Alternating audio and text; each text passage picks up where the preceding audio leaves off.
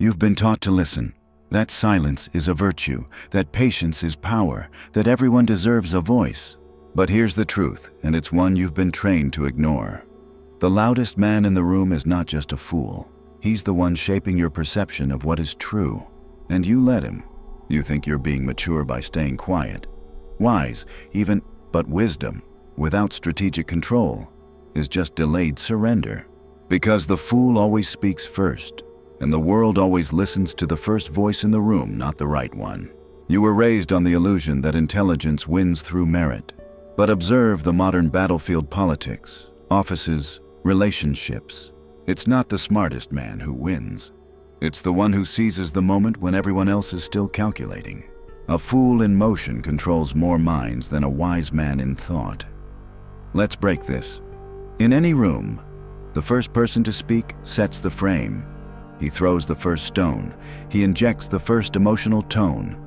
And unless you're trained to spot it, you'll adopt it as your own. Without realizing, fools don't think. They react. They narrate before they understand. And the tragedy is the herd always follows the first voice that confirms its feelings, not the one that confronts its flaws. Watch a corporate meeting. A junior executive says something reckless, uninformed but passionate. He fills the room with confidence he hasn't earned. He doesn't fear being wrong. That makes him dangerous. Not to the room, to you. Because his words steal time, they create a new emotional center.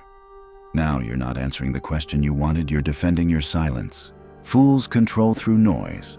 Machiavelli wrote that a prince must learn how not to be good. But here's the unspoken addition, he must also learn how not to look good.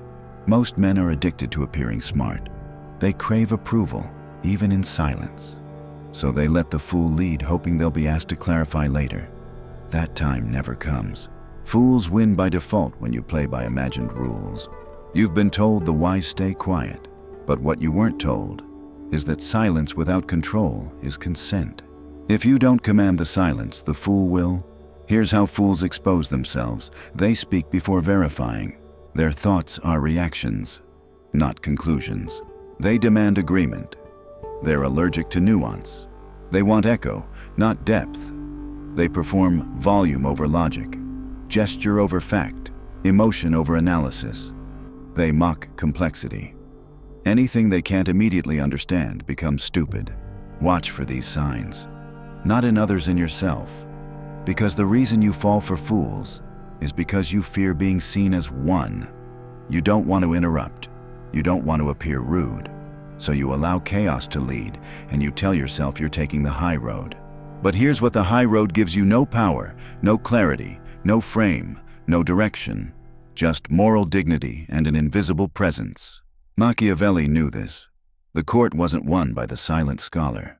It was won by the man who could speak chaos fluently and inject reason when the noise had peaked. Timing is the edge, not virtue. And here's the dangerous part. Fools don't need to win, they just need to distract.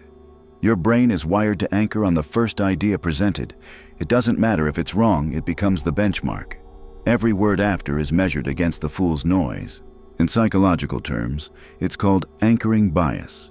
In warfare, it's called propaganda. In politics, it's called framing. In your life, it's the reason you keep losing arguments you never started. So how do you stop playing their game? You don't silence them. That's not strategy, that's censorship. You use them. Let them expose themselves. Give them space. Let them ramble. Let their contradictions pile. Let them overextend. And when the room is tired of their noise, inject one sentence. Cold, precise, irrefutable. Not to prove your intelligence, but to reframe the entire illusion they've built. You don't destroy a fool by arguing, you let him destroy himself. And then you whisper the truth. But to do that, you must first train yourself to see the fool not with disdain, but with clarity. And here's what no one tells you. You've been the fool, too. Every time you spoke out of fear, every time you reacted to gain approval, every time you filled silence with noise because you couldn't handle being ignored, you were the fool in the room. And if you can't spot that pattern in yourself, you'll never be immune to it in others. Power begins not by silencing others, but by observing without flinching.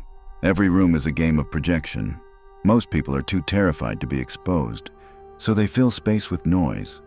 The real fool isn't the one who speaks too much. It's the one who believes what he says without ever testing it. Machiavelli understood this. Men judge more by the eye than by the hand. And today, men speak more than they think because they believe their own sound is truth. Your job isn't to outtalk the fool. It's to see through him while saying almost nothing at all. That's where your power begins. Silence is only power when it's intentional, and you've been quiet for too long without strategy. It's time to speak only when the room is ready to collapse. And when you do, make every word a verdict. Now, let's dissect their habits. Let's expose the blueprint behind every fool you meet. You walk among them every day. In the office, in your family, online, in your own reflection. Fools are everywhere, but the most dangerous ones don't look foolish. They wear masks, they blend in, and they manipulate through performance, not logic. You think you'd recognize a fool by how little they know? Wrong. A fool is not defined by ignorance, but by how they respond to it. What you're about to see is brutal, because these are the masks you've believed before, the roles you've submitted to, the traps you didn't know you walked into until you were already humiliated, replaced, or outmaneuvered. Let's begin. 1. The overconfident analyst. The first mask is intellectual dominance without internal discipline. This is the man who reads 5 books and suddenly lectures everyone. The woman who throws buzzwords like daggers. The coworker who knows every headline but no principle behind it. They dazzle you with information. They speak with conviction. They don't pause. And that's precisely what fools you. Because you assume confidence means clarity. That fluency equals intelligence. But what you don't see is that beneath their words is a frantic desperation to appear superior. They're not sharing insight. They're building a shield. Psychologically, this is the Dunning-Kruger effect, the fool's illusion of expertise. They're not trying to teach you. They're trying to blind you with certainty. So you don't question their foundation because they never questioned it either. And if you admire them, you become their echo. Another fool in the chain. 2. The emotional oracle. You've met this one, probably dated them. They feel deeply. They speak with trembling passion. Everything is urgent. Everything is unfair. Everything is about them. They make you feel guilty for being calm, for being rational. They call your silence cold, your logic manipulative, your restraint abusive. Their emotions dominate the space. Their feelings become law, and you find yourself apologizing for not reacting fast enough. But here's the trick they don't want understanding. They want submission. The fool here isn't insane, they're strategic. They've realized that in a world terrified of being labeled heartless, emotion is the new authority. They weaponize their suffering, and if you're not trained, you'll try to soothe them. But Machiavelli would warn you men are driven more by fear than by love, especially when love is built on pity. The emotional oracle doesn't want love. They want control through chaos, and you've probably rewarded it. 3. The fragile comedian. Laughter is disarming. It makes you relax. It lowers your guard. But beneath the joke, watch the eyes. This fool hides their incompetence behind sarcasm. They ridicule everything they don't understand and make you feel stupid for caring. They are terrified of depth, so they make depth look ridiculous. You'll hear phrases like, "Oh, Mr. Serious again. Relax. It's just a joke. Why do you always overthink things?" This is not humor. This is sabotage disguised as wit. The fragile comedian operates in workplaces, in friend groups, in your own family. They aren't entertaining you, they're protecting themselves. Because in a world that rewards surface, the one who mocks the deep wins by default, but only temporarily. Eventually, they will collapse. Because beneath every fool's laugh is a panic they can't name. 4. The constant victim. This is the most seductive mask, especially if you were raised to be kind. The fool here plays weak to gain power. They whisper stories of betrayal, unfairness, ungratefulness not to be understood, but to bind your loyalty. You want to help them, that's the trap. You try to fix them, that's your flaw. And soon, your mind is no longer your own. Their problems become your purpose. Their pain becomes your compass. Their limits become your cage. You were taught to be a protector. They exploit it. Machiavelli warned a prince is never safe when he makes others' weaknesses his concern. And that's what the victim fool does. They create safety by outsourcing accountability. They cry first, so you never get the chance to speak truth. 5. The passive saboteur. They agree with you in public and undermine you in private. They nod, they smile, they compliment, and then they delay your projects, misquote your intentions, and plant seeds of doubt in others. This fool never confronts you directly. They operate through plausible deniability. They leak chaos without fingerprints. And you never suspect them because they never said anything harmful. But you feel it. The slow decay, the subtle shift in people's tone, the odd silences after your ideas. This is Machiavellian cowardice, the fool who tries to be feared without being visible. And if you confront them, they'll cry confusion. They'll say, "I never meant that." Or you're overthinking, but you're not. You're seeing clearly, because now you know the mask. These 5 aren't people, they're patterns. And unless you've rooted them out in yourself, they will keep appearing in others, and you will keep giving them power. That's the real cost of ignorance. You don't suffer because of the fools. You suffer because you don't want to accept that you once were one. Once you do, you begin to see. You stop admiring loud intellect. You stop reacting to emotional blackmail. You stop laughing at shallow jokes. You stop rescuing those who sabotage themselves, and you stop tolerating cowards in friendly disguise. The fool's greatest weapon is your unconscious approval, and once you remove that, they become noise, not threat. But this is just the beginning. You've spotted the masks. Now it's time to expose their behavior in motion. You don't need to unmask a fool. You just need to let him speak, and you'll know. A fool isn't dangerous because he's wrong. He's dangerous because he's confident in being wrong and loud enough to drown out those who aren't. That's why you don't argue with fools. You watch them, because fools expose themselves without force. And if you stay silent long enough, they give you everything: their motives, their insecurities, their weak spots. Most men try to fight fools by correcting them. That's weakness disguised as reason. Correction is a waste of energy. Fools are immune to truth, not by nature, but by choice. They aren't seeking clarity. They're seeking dominance through disruption. And your attempts to enlighten them only feed their illusion that they matter. Your energy is limited. Your silence is lethal. Here's how fools behave and how you turn their patterns into power. 1. They chase reactions, not results. A fool lives for the short-term hit. They speak to be seen. They act to be noticed.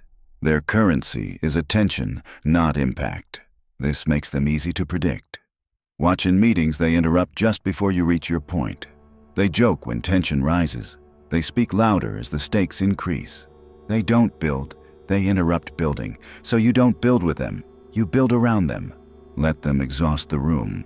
Then offer one cold, structured observation. No defense, no emotion. Let the contrast expose the difference.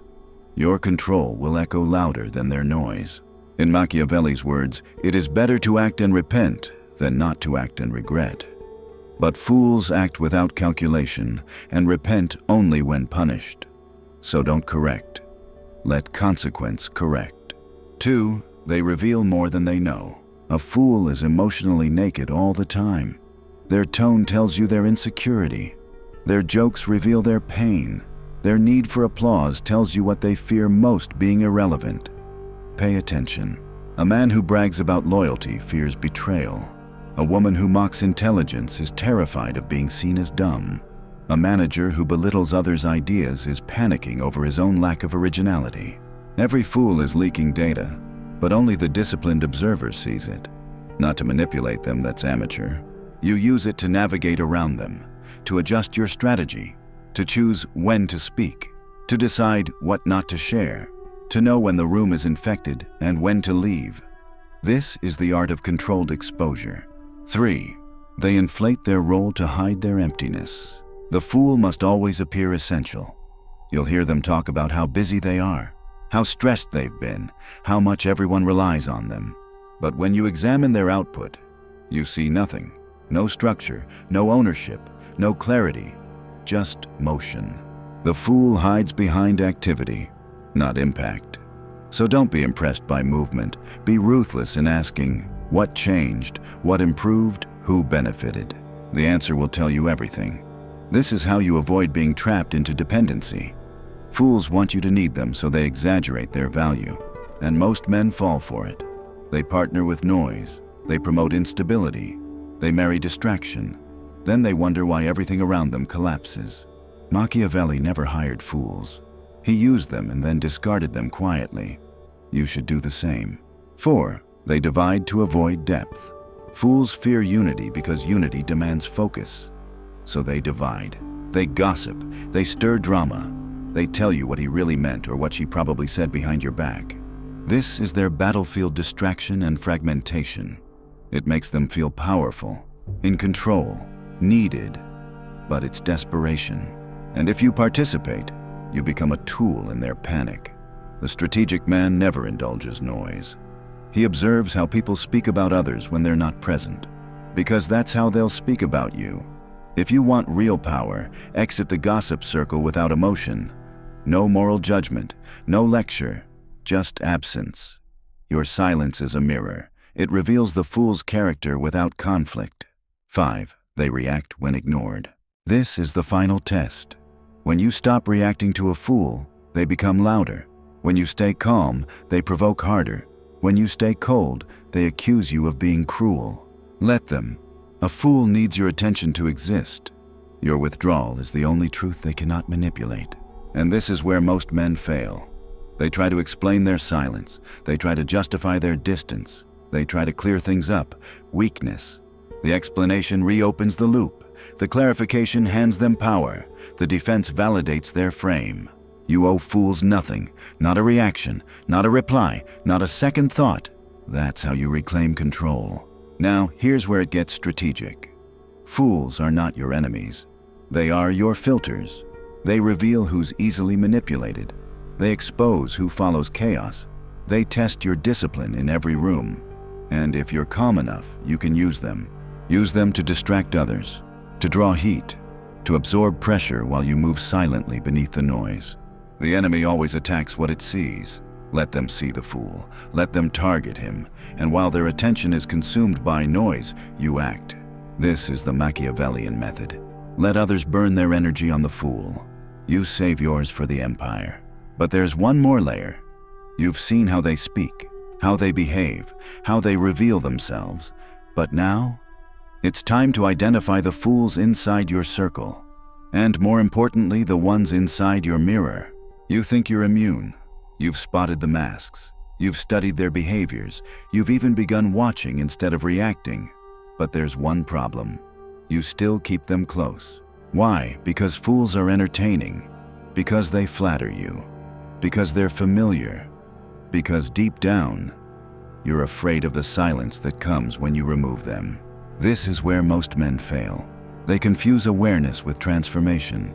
They believe that recognizing the fool makes them different from him. It doesn't. You're still weak if you tolerate fools. You've seen the warning signs. You've felt the chaos. You've even said to yourself, they're not worth the headache. But you didn't leave. You didn't cut. You didn't disappear. And now you're infected. Let's get clinical. 1. The fool in your circle. You know who they are. The friend who always has drama but never accountability. The teammate who jokes more than he works. The family member who demands sympathy but never grows. The partner who manipulates through tears, guilt, or silence. You've made excuses for them. She's just emotional. He means well. They're going through a lot. It doesn't matter. Here's the cold truth. If a fool takes up space in your world, they're replacing something sharper, quieter, more useful. And over time, you become like them. Not in nature, in reaction. You adjust your speech so they don't explode. You shrink your clarity so they don't feel stupid. You soften your moves so they don't feel left behind. You degrade your own edge in the name of peace. But fools don't want peace. They want you predictable. They want you limited. They want you as background noise to their endless theater of chaos. So you face a decision. Not emotional, not moral, tactical. Do they add strategic value? Not entertainment, not company, not comfort. Strategic value. Do they sharpen your mind? Do they raise your standards? Do they challenge your thinking with clarity, not chaos? If the answer is no, the mask comes off, and the cut is clean. You don't explain, you don't lecture, you don't hint, you vanish. Machiavelli said, "A wise man avoids the ambitious, for their goals may drag down even the most cautious." The fool is always ambitious, not for greatness, for attention. So you remove them like rot, quietly, fully, irreversibly. 2. The fool in the mirror. This is where it gets brutal.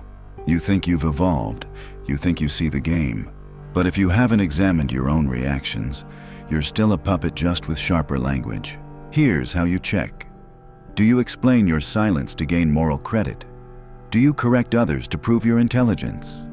Do you post to be admired, not understood? Do you delay action because you're afraid of looking wrong? Then you're still performing, you're still insecure, you're still reacting to the fool by becoming a smarter version of him. The true strategist doesn't just spot the fool, he removes every trace of the fool from himself. He does not joke to relieve tension, argue for approval, react to insults, enter gossip circles, seek applause. He is not cold for attention, he is cold for clarity, because he knows this. Every reaction is a hook, every defense is a leash, every justification is a collar. And the moment you defend yourself in the eyes of a fool, you accept his frame. So stop. You don't need to explain your moves, you don't need to correct the noise, you don't need to apologize for your standards. You move like a blade, unemotional, exact, final. 3. The strategy of clean distance. Let's be precise. Removing a fool doesn't mean confrontation. It means absence. You don't block out of rage, you disappear out of clarity. You don't warn them, you evaporate. You don't attack, you extract your energy and never return. This breaks their system, because the fool needs your presence to maintain their illusion. Remove it and they collapse. And what you'll notice next is even more revealing. Silence attracts order. Once you cut the fool, new clarity appears. New voices enter, new opportunities align. Your time reconfigures, your strength sharpens, and the absence of noise becomes intoxicating. It's not loneliness, it's power. Because when the fools are gone, you hear yourself. And when you hear yourself, you no longer need the world to echo you. You become untouchable, not because you're feared, but because you no longer react. And that, Machiavelli would say, is the final step to mastery. It is not titles that honor men, but men that honor titles.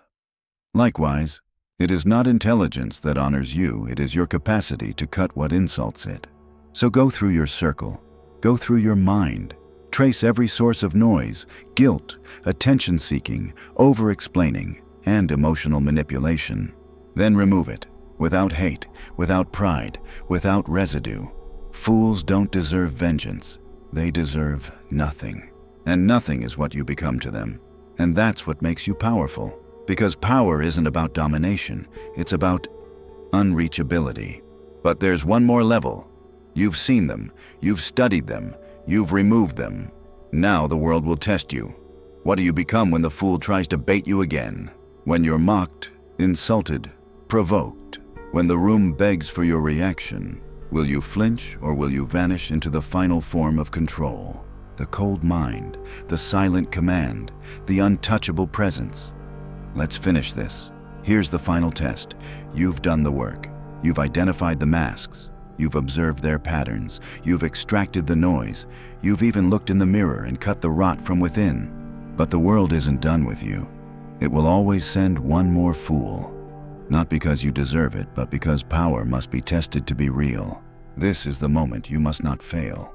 Because this is where most men break, not when attacked, but when invited back into the chaos. The fool returns with a new mask, a joke at your expense, a sudden apology, a dramatic story, begging for reaction, a public insult, timed perfectly for your audience. You think you're calm until they drag your name into a room you didn't enter? Now they want a response. Now the crowd watches. And this is where you must remember the principle: a king does not respond to peasants. He responds to threats. He responds to alliances. He responds to movements, but not to noise. Because the moment you react to a fool, you become one cold presence. You don't avoid them. You look them in the eye without blinking, without speaking, without changing your pulse. Let them joke. Let them test. Let them provoke. Say nothing. Say less than nothing. Be so still it disturbs them. Because fools need resistance to feel real. And when they get nothing, not rage, not pity, not correction, they collapse into their own noise. This is psychological warfare, because they expect one of three things: your validation, your explanation, your retaliation. You give none. You sit in the eye of the storm with your pulse steady and your presence frozen. That's when they realize they've already lost. Not because you crushed them, but because you didn't need to. You never needed to. 2. Silent command. The most dangerous man in the room is the one who doesn't raise his voice and still makes the room shift. This is not charisma. It's not popularity. It's not charm. It's weight. Your silence must have weight. Here's how when you speak. Do it once, clearly, irrefutably. When you reject something, do it completely. No explanation. When you leave, do it without warning and never return. This forces the world to adapt to you. Fools try to control through noise. Strategists control through absence. Because in absence, people project. They wonder. They fear. And fear, not affection, is the foundation of quiet respect. Machiavelli knew this. It is better to be feared than loved, if one cannot be both. But let's go deeper. It is better to be unreadable than admired. Fools can only attack what they can define. So don't define yourself. Be cold, not cruel. Be calm, not passive. Be firm, not loud. And you'll find the room shifting around you, adjusting to your rhythm, not theirs. This is silent command. 3. Total control. Final truth. You cannot remove every fool, but you can become unaffected by all of them. And that's the true Machiavellian edge. Not manipulation, not dominance, not clever words. Just this unshakable control over your own energy. Let the fool rant. Let the world react. Let the crowd misjudge. Let her cry, provoke, perform. Let your name be dragged. You remain still, because your identity does not exist in their approval. It exists in your command of self. And when the fool finally realizes they cannot pull you, they will either vanish or imitate you, and both outcomes serve you. So here's the final strategy. Don't defend your name. Build a name so cold, no defense is needed. Don't chase clarity.